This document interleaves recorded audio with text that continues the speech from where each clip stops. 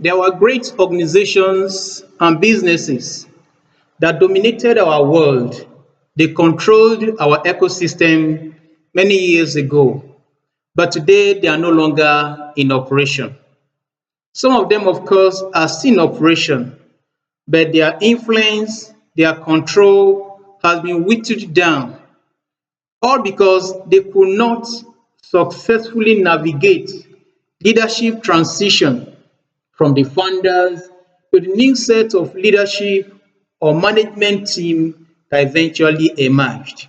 Welcome to my channel. I'm Roland Adegoke. This is the oasis of life, the citadel of excellence, and the castle of wisdom. It is important for us to emphasize this, that the life of any organization hangs much more on leadership. And leadership transition is imperative, is an indispensable part of any organization. Today I'm speaking on succession plan. What then is succession plan? Succession plan is a well-defined strategy and arrangement that brings about the transition of leadership baton from the founders to a new set of leaders that will eventually emerge. The first part has to do with transition of baton, the passing of baton of leadership from the founders to the new set of leaders. And thereafter, successively, it must be well defined. An organization may live 10 years, 100 years. The first set of leaders, that is the founders, may not control or lead the organizations more than 2 decades. But after that, a new set may have to take over. The new set that will take over, that's the second generation, may also lead like 10 years or thereafter. And on that note, there is another need to move from the second generation to the third generation.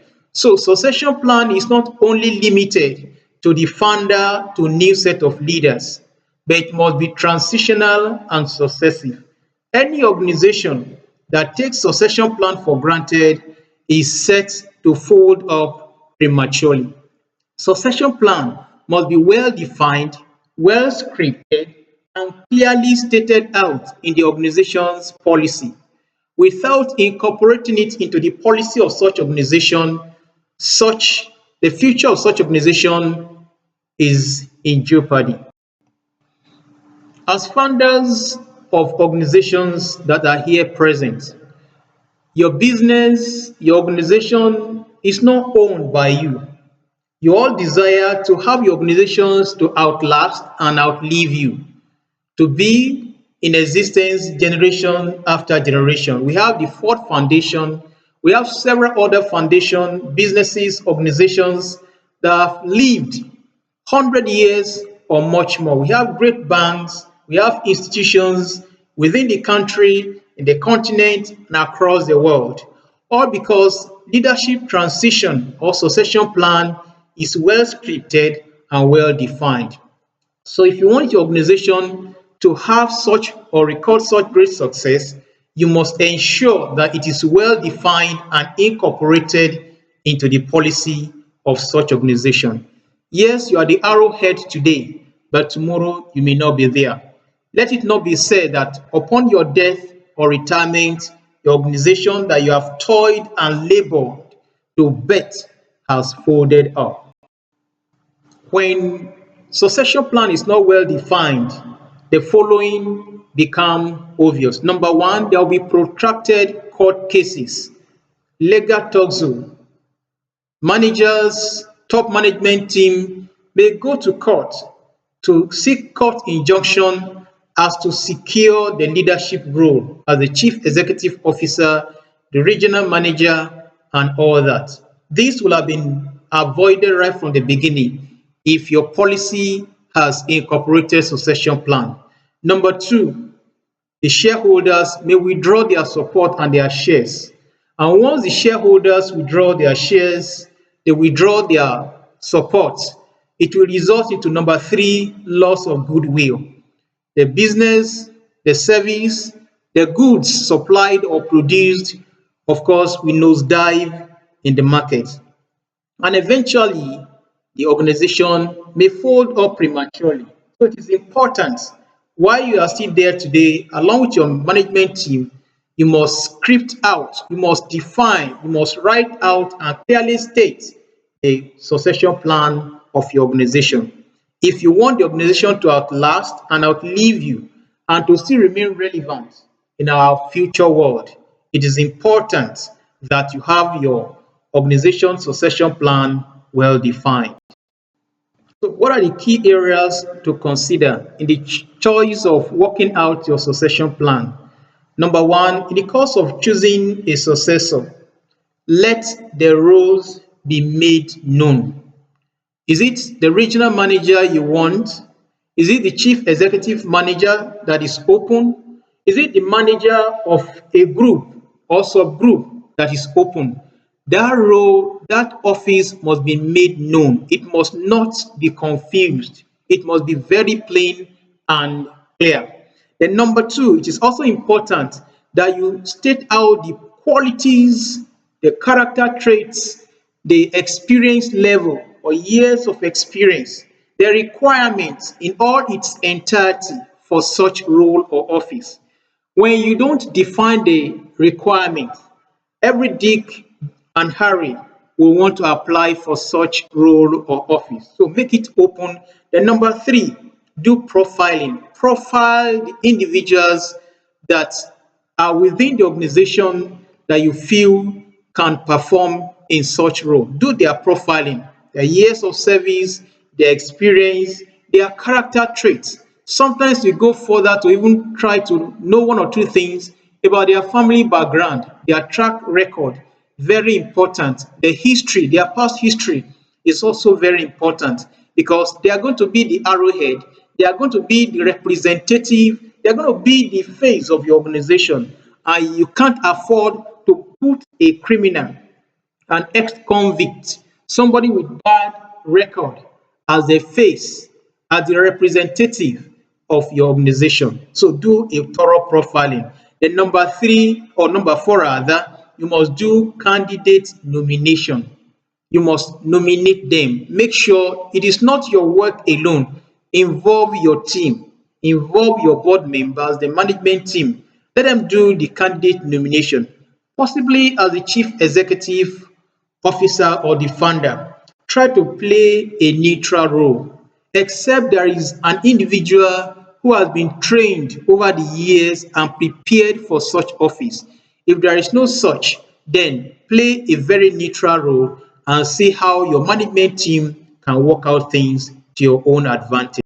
Then after this nomination, ensure you do evaluation. It could be written test, oral test, interaction, and then the team member will now sit down, deliberate on the evaluation, and eventually the top three can be brought up, and then sometimes it could be through voting or balloting, and sometimes it could be direct appointment because you've worked with these individuals for years, set of individuals for years. You know their capacity, you know their character, you know the level of their competence, and you know the best person for the job.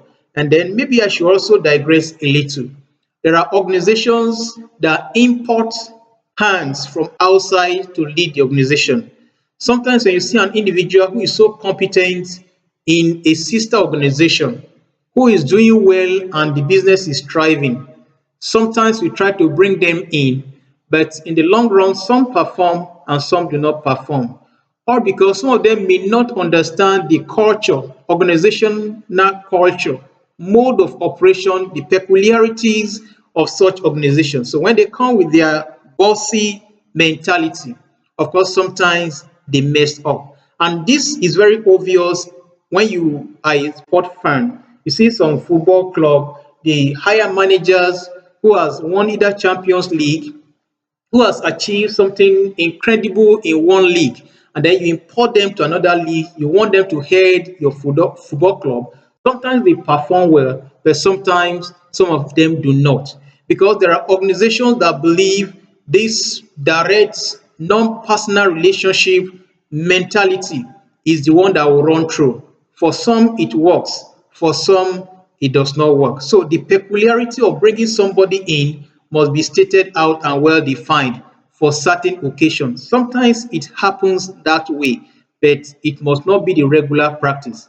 If you own an organization or you've started an organization and you've worked with your team for 10 years, 20 years, it is important you should look inward first. Look within the organization in order to get competent hand to lead the organization. That does not undermine getting somebody from outside. I think we all understand.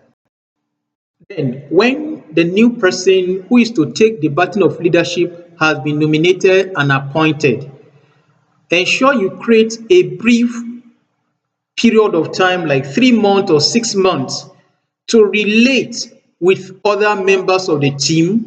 And then while the incumbent CEO or the incumbent chairman is still on seat, it is important he will be able to open the file, expose him to other hidden operational files.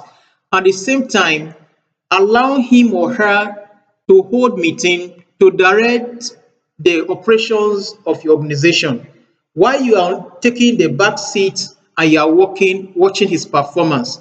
Where there are mistakes, you can easily check him out and correct him personally, not just in the public. Then by the time he fully takes charge or she takes charge, depending on the gender, of course, you have rest of mind.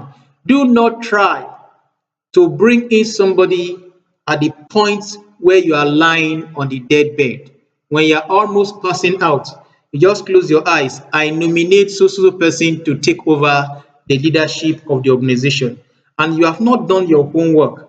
Of course, the future of such organization may be in jeopardy. So organizations that have well-defined succession plan will thrive well. Number two, we outlive and outlast the founders. Number three, will expand and increase in productivity and influence. And then it can also serve as a template for future leaders that can be trained.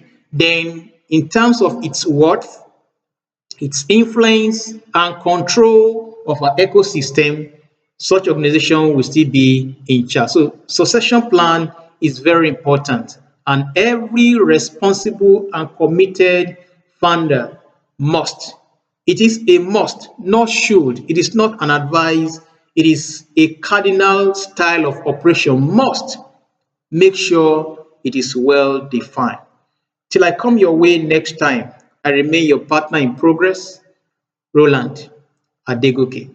Thank you.